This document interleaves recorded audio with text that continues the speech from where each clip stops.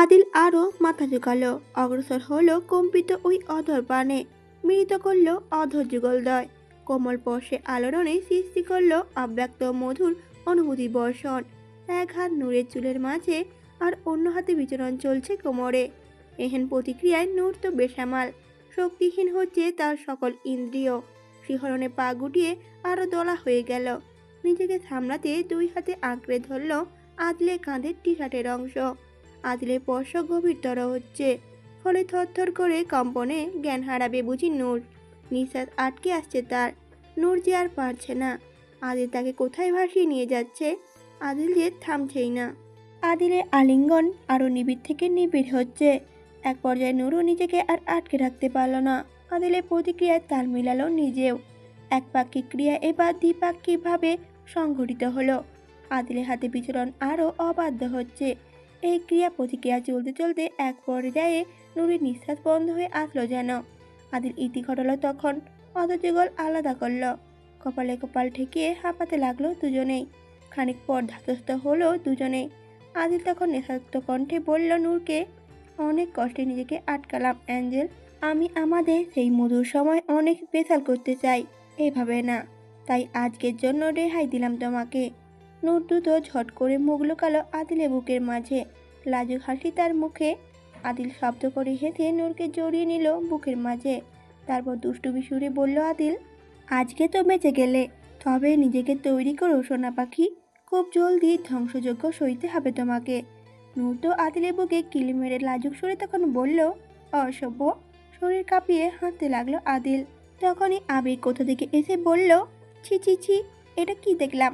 এটা দেখার আগে আমার চোখে মাকড়সা পড়লো না কেন? ছেলে মেয়ে যে বংশের নাম একদমই বাথরুমে ডুবিয়ে দিল, তাও আবার সাবান ছাড়া। হায় হায়, এটা কি হয়ে গেল? এই দিন দেখার আগে এই বিহান আগে মরল না কেন? এই সমাজে বডি দেখাইব কিভাবে আমি? পাশ থেকে তখন বিহান ঘাড় বাঁকিয়ে আবিরের দিকে ভ্রুকুচকে তাকিয়ে বলল, তুই সমাজে বডি দেখাইয়া বেড়াত? সমাজে মুখ কেমনে দেখামু এইটা আগে কবি। আবির তখন মুখ চোখা করে বিরক্তি সুরে বলল, মুখ দেখায় শুধু তোদের মতো ওই আবালরা। আবিরে এই হড়বড়ি থাকতে মুখ কোন দুঃখে দেখাবো? এত খাটুনি করে বডি বানাইছি কি এমনি এমনি? তুই অফ যা তো।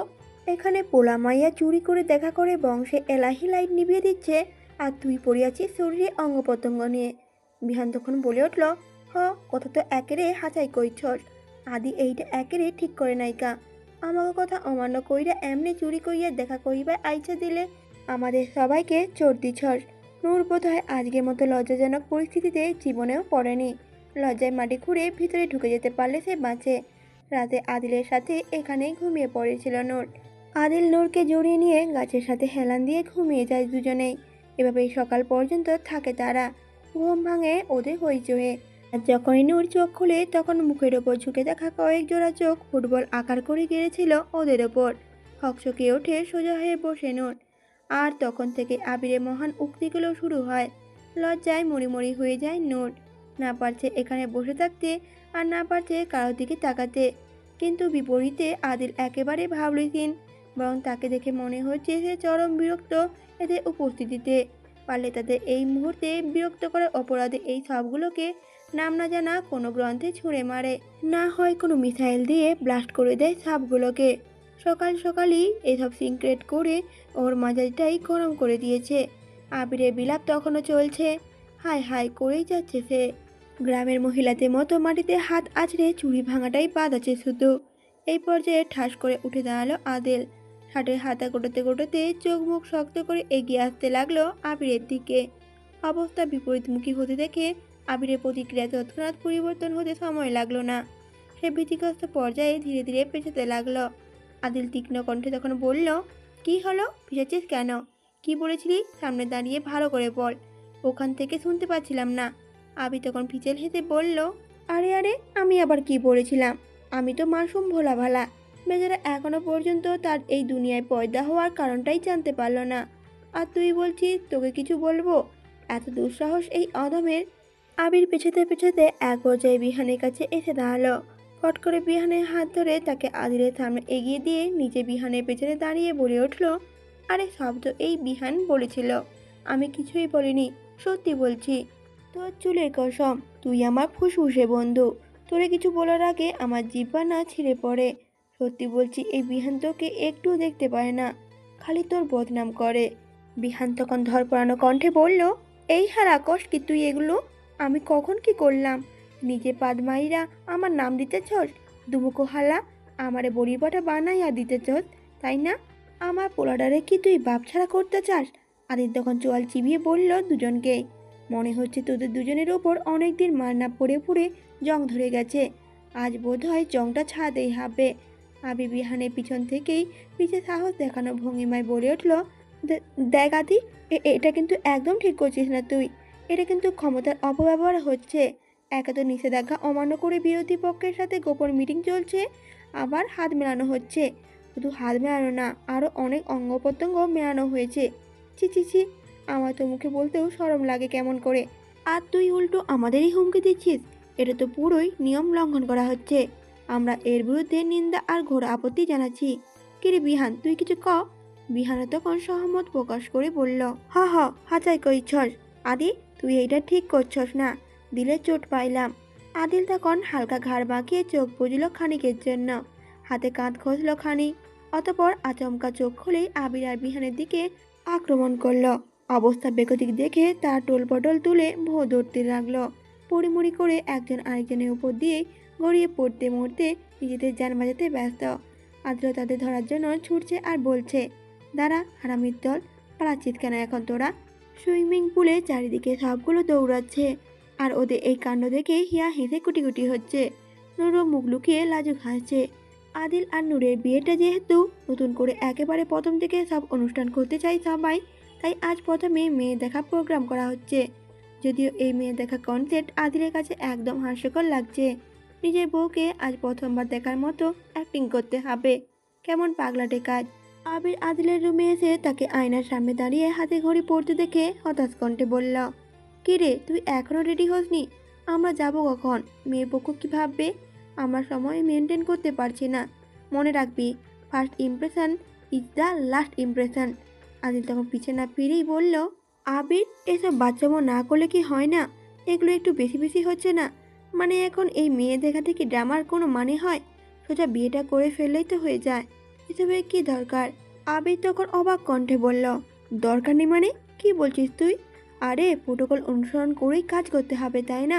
মাঝে থাপ খেয়ে ফেললে কেমন দেখাবে? এখন তুই যদি প্রথমে বাসর তারপর বিয়ে করিস তাহলে কি বিষয়টা ভালো দেখাবে? তাই প্রোটোকল অনুসরণ করেই চলতে হবে। যা প্রথম সেটা আগে করতে হবে, আর পরেরটা পরে। এখন সময় নষ্ট না করে তাড়াতাড়ি কর। সব কিছু বুঝিয়ে দিতে হয় তোদের। আমি না থাকলে যে কী যে হতো তোদের, তাও কখনো ক্রেডিট নিলাম না। এমন মহান ব্যক্তি তোর বন্ধু, এজন্য তোর 3 বেলা নিয়ম করে বুড়িগঙ্গায় স্নান করে আসা উচিত, তাও সাবান ছাড়া। নে, এখন রেডি হয়ে বাইরে আয়। বক বক শেষ করে প্রস্থান করলো আবির। হালকা হাসলো আদিল। এই আবিরটা আসলেই সবাইকে মাতিয়ে রাখে। এমন একটা আবির সবার জীবনে অনেক দরকার। রেডি হয়ে বের হলো আদিল। লিভিং রুমে আদিল আসতেই বিহার মুখে আঙুল পুড়ে শীষ বাজিয়ে উঠে বলল, আরে বাস মামা, কি লাগতো চল, পুরোই আগুন। মায়া তো আজ ফিট খাইয়া যাইবই। আবির হঠাৎ নাক টেনে নেকাসুরে বলল, পোলাটা আমার কত বড় হইয়া গেল, এখন মায়ের আঁচল ছাইরা বইয়ের আঁচল ধরব। পোলা আমার পর হইয়া গেল গা। আদিল ভ্রুকুচকে তাকালো আবিরের দিকে।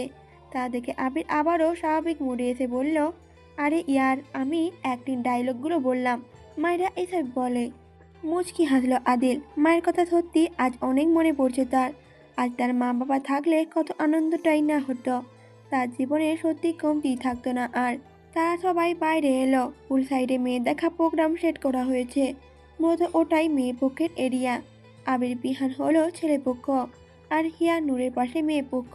আদিলরা মেয়ে পক্ষে এরিয়াতে এসে দাঁড়ালো, আর আবির অপ্রয়োজনীয় দাম্ভিকতার সহিত বলে উঠল, আরে বাড়িতে কেউ আছে নাকি? এ কেমন লোকজন রে বাবা, ছেলেপক্ষ এসে দাঁড়িয়ে আছে আর তার স্বাগত করার কেউ আসলোই না। আমাদের ছেলের সোনা অঙ্গ রোদে পুড়ে গেলে ক্ষতিপূরণ কে দেবে? বিহানও তখন বলে উঠল, আব্বে রোদ কই পাইলি তুই, অহন তো সন্ধ্যা হইবার যাইতেছে। বিহানে এমন উক্তিতে আবির অসন্তুষ্ট হলো। এমন মুখ বাঁকালো যেন বিহানকে এক্ষুনি চাবুক মারা উচিত সখানে। মুখ চোখা করে বলল আবির, ইয়ার, তুই কি পোয়াতি হইচর? তা না হইলে কোথায় কোথায় বমি করস কেন? তোর মুখে ঢাকনা একটু বন্ধ কর। আরে এটা হলো ছেলেপক্ষে আজাইরা দাম্ভিকতা।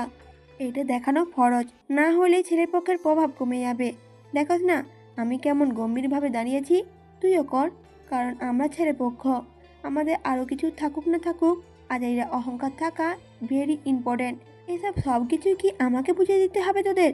আমি না থাকলে যে কী যে হতো। ওদের কথার মাঝে হিয়া এগিয়ে এলো, অভ্যর্থনা জানিয়ে বসতে দিল তাদের। অতঃপর বলল, মাফ করবেন, আসলে কনেকে রেডি করছিলাম তো, একা হাতে সব করতে হচ্ছে। মেয়ে পক্ষে তো আমি একাই, কটাই বা সামলাবো বলুন। আবির হাতলওয়ালা চেয়ারে বসে পায়ের উপর পা তুলে অপ্রয়োজনীয় দাম্ভিকতা বজায় রেখে বলল, শুনে অনেক দুঃখ হলো। ছেলে পক্ষের পালা ভারী, কারণ আমরা এমনিতেই বেশি ক্ষমতাবান, আবার তার উপর মেয়ে পক্ষের জনসংখ্যাও কম। এখন তো আমরা আরও এগিয়ে এসেছি। So sad. আহান তখন পিছন থেকে বলে উঠল, কে বলল মেয়ে পক্ষের মানুষ কম? এই তো তাদের পক্ষের সদস্য এসে পড়েছে। মেয়েলি কণ্ঠে বাড়িটি কানে আসতেই পিছনে ফিরে তাকালো সবাই। আবিরও তখন ঘাড় বাঁকিয়ে তাকালো পেছনে। মেরুর রঙে গোল জামায় আবৃত আহনার তখন চোখের সামনে প্রতীয়মান হলো। পাতলা ছিমছাম গড়নে মেয়েটি চিকন হিলের জুতো পরে কদম বাড়িয়ে এগিয়ে আসছে তাদের দিকে। পিঠময় মেলে থাকা চুলগুলো হাঁটার তালে তালে দোল খাচ্ছে। চিকন মুখে লেপ্টে আছে সূক্ষ্ম মিষ্টি হাসি। তাকে এই মুহূর্তে এখানে দেখাটা আবিরের জন্য অনাকাঙ্ক্ষিত বটে। তার ধারণা ছিল না এই বিষয়ে, কিন্তু বিস্মিত সে। আহানা ততক্ষণে সবার সামনে এসে দাঁড়িয়ে বলল, ইয়া ভাবি, টেনশন নট, আমি এসে গেছি। এবার মেয়ে পক্ষ আর ছেলে পক্ষ সমান সমান। অ্যাকচুয়ালি সমান সমান না, cause girls are of well the best. চোখের সানগ্লাসটা চোখের ওপর থেকে কিছুটা নামিয়ে নাকে ডগা এনে ঠেকাল আবির। ঘাড় হালকা কাত করে তীক্ষ্ণ দৃষ্টিতে অবলোকন করল আহনার আপাদমস্তক। বাঁকা হাসির রেখা তখনও আবিরের ঠোঁটের কোণে। অতঃপর আবির বলল, আরে ভাই বিহান, কথা কিন্তু মিছা না। মেয়ে পক্ষ আসলেই ভীতিকর হয়ে গেল এবার। পেতনি সর্দারনি খোদ এখানে এসে হাজির হলো, সেখানে তো সব কিছুই বলা বাহুল্য। এই সাধারণ মানুষের কি সাধ্য আছে পেতনির নানির সাথে পাঙ্গা নেওয়ার? এখন তো যার যার মাল তার ক্ষয়ক্ষতি চিন্তা করতে হবে। কখন না জানি পেতনি সর্দারনি ডিনারের টেবিলে আমাদের সাজিয়ে দেয়। বলেই হো হো করে হাসা শুরু করে দিল আবির। সাথে বিহানও হাঁটিতে ফেটে পড়ল। আহনা হাত ভাঁজ করে এক ভ্রু উঁচিয়ে স্থির দৃষ্টিতে তাকিয়ে রইল ওদের দিকে। আবিরের হাসির মাত্রা কমে এলে আহানা পাল্টা জবাবে তার ছিলে তুলে বলল, হয়েছে, ফালতু পাঁচ মারা শেষ। বাই দা ওয়ে, পেটনিতে এতটাও দুর্দশা আসেনি যে আপনাদের মতো বাসি বস্তু খেতে যাবে। তাদেরও একটা লেভেল আছে, বুঝেছেন মিস্টার বিয়ান সাহেব? আবির দুই ভ্রু কুচকে বলল, ও এই কথা। তা বিয়ান সাহেবা, মেয়েদের দেখা দেখি কার্যক্রম শুরু করা যাক, নাকি আমাদেরই দেখে যাবেন শুধু? আমি জানি আমি অনেক হ্যান্ডসাম, চোখ সরাতে পারছেন না নিশ্চয়ই আপনি, কিন্তু একটু তো লজ্জা শরম রাখুন। এভাবে সবার সামনে তাকিয়ে থাকলে লজ্জা করে না বুঝি আমার? আপাতত মেয়েকে নিয়ে আসুন, পরে আমাদের দেখার জন্য সুযোগ করে দেব আপনাকে। বলেই চোখ টিপ মারল আবির। আহানা তখন ভেঙচি কেটে ভেতরে ঢুকে গেল নূরকে আনতে। ঠোঁটে এক আঙুল চেপে বসে হাসলো আবির। একটু পর আহানা নূরকে ধরে নিয়ে আসলো বাইরে। হালকা গোলাপি রঙের শাড়িতে নিজেকে জড়িয়েছে নূর, মাথায় ঘোমটা টেনে রেখেছে সে। আদিল চেয়ারে হাতলে হাতের কনুই ঠেকিয়ে তালুতে গাল ঠেকিয়ে অবলোক দৃষ্টি কেড়ে রইল বধুর পানে। আদিলের যেন এই দেখা দেখি প্রোগ্রাম এবার সত্যিই ভালো লাগছে। এই যে ওর নূর, ওর জন্য এইভাবে সেজেছে, তার চোখে পছন্দনীয় হওয়ার জন্য, যেমনটা সত্যি সত্যি দেখতে আসলে কোনো মেয়ে করে। এই অনুভূতিটা আসলেই অসাধারণ, যা এই মুহূর্তে আদিলের হচ্ছে। সে তার বধূকে মুগ্ধ নয়নে দেখে যাচ্ছে। নূর এগিয়ে এলো তাদের সামনে, হাতে চায়ের ট্রে, একে একে চা দিল সবাইকে। সব শেষে এলো আদিলের সামনে। আদিলের সামনে ঝুঁকে চায়ের ট্রে থেকে চায়ের কাপটা এগিয়ে দিল তার দিকে। আদিলে অপলক দৃষ্টি। নূরের চোখে চোখ পড়তেই এক চোখ টিম মেরে দিল আদিল, সাথে হাতে ঠোঁট চোখা করে চুমুও দেখালো ফট করে। আদিলের হঠাৎ এমন কাণ্ডে নূরের হাত থেকে চায়ের ট্রেটা পড়তে পড়তে বাঁচল যেন। লজ্জায় দ্রুত সরে গেল নূর। শব্দহীন হাসল আদিল। নূরকে বসানো হলো আদিলের মুখোমুখি সামনের চেয়ারে। আদিলের বেয়ারা একাগ্র নজর নূরের পানে স্থির। তার দিকে তীক্ষ্ণ দৃষ্টিতে তাকিয়ে থেকেই চায়ের কাপে চুমুক দিচ্ছে সে। নূর মাথা নুয়ে আছে, তার কেমন যেন সত্যি সত্যি দেখতে আসার মতো লজ্জা লাগছে। আবির তখন মুরব্বীদের মতো বলে উঠল, এত বিয়ান সাহেবা, মেয়ের সম্বন্ধে কিছু বলেন আমাদের। তখনই আহানা বলে উঠল, তাকে জানতে চান বলুন। আমাদের মেয়ে সর্বগুণ সম্পন্ন, রূপে আমাদের মেয়ে অপরূপা, রান্নায় অন্নপূর্ণা, সকল কাজেই পারদর্শী সে। আবি তখন বলে উঠল, আরে এসব তো পুরনো টেট, এখন তো আর এসব দেখে না মানুষ, এখন ডিজিটাল জামানা, তাই প্রশ্ন ডিজিটাল হবে। এই যেমন মেয়ে কি টিকটক করতে পারে, তার কি পেজ আছে, মেয়ে কতগুলো ফলোয়ার আছে, দেখো ছেলের কিন্তু 1 মিলিয়ন ফলোয়ার, এখানে মেয়ের অন্তত 50 লাখ তো হওয়ারই দরকার, তাহলে না ম্যাচ হবে। আরে আমাদের ছেলের অন্তত 2 মিলিয়ন ফলোয়ারে মালিক মেয়েরা পাগল। আহনা তখন বলে উঠল, ও তাই নাকি, তো মিস্টার বিয়ান সাহেব, আমরা তো মেয়েকে হিরোর সাথে বিয়ে দিতে চাই, কোনো হিরো আলমের সাথে না। আবির সাথে আছে লাফিয়ে উঠে বলল, কি, এত বড় অপমান, এরপর তো এখানে এক মুহূর্তও থাকবো না। আমাদের ছেলের জন্য কি মেয়ের অভাব পড়েছে নাকি, চল আদি এখান থেকে। কিন্তু বেচারা আবিরে অপ্রয়োজনীয় দাপটে কেউ এক ফোঁটাও দাম দিল না। আদিল তো আইসি ভঙ্গিমায় তখন বলল, মেয়ে আমার পছন্দ, আমরা একটু আলাদা কথা বলতে চাই। বলেই উঠে দাঁড়িয়ে আদিল কারোর কথা ধার না ধরে নূরে হাত ধরে দাঁড় করিয়ে সোজা ভেতরে নিয়ে গেল। বেচারা আবির আহত দৃষ্টিতে তাকিয়ে বলল, পোলাপান মানুষ করতে পারলাম না, সবগুলো হেসে লুটিয়ে পড়ল। সাথে সাথে আদিল এবার নূরকে নিয়ে নিজের রুমে এলো। রুমে এসে দরজা লাগিয়ে দিল। এবার নূরের কেন যেন হঠাৎ লজ্জা লাগছে, যেন সত্যি সত্যি আজ প্রথম লোকটা তার কাছে এসেছে। আদিল দরজা লাগিয়ে নূরের হাত ধরে বিছানার উপর পা ঝুলিয়ে বসালো। তারপর আদিল বলল, নিচে আমি তোমাকে ভালো করে দেখতে পাইনি, যে ভারত পাকিস্তানে বর্ডার মতো ঘোমটা টেনেছিলে, এখন দেখব। ঘোমটা খোলো, চুলটা দেখাও আমাকে, আমিও দেখতে চাই আমার হবু বউয়ের চুল কত বড়, এগুলো দেখা অনেক জরুরি, বুঝেছ? নাও নাও ঘোমটা সরাও। নূর কিছুটা থতমত খেয়ে গেল আদিলের কথায়। নূরকে চুপ থাকতে দেখে আদিল নিজেই নূরকে ঘুরিয়ে বসিয়ে মাথার উপর থেকে ঘোমটা সরিয়ে দিল।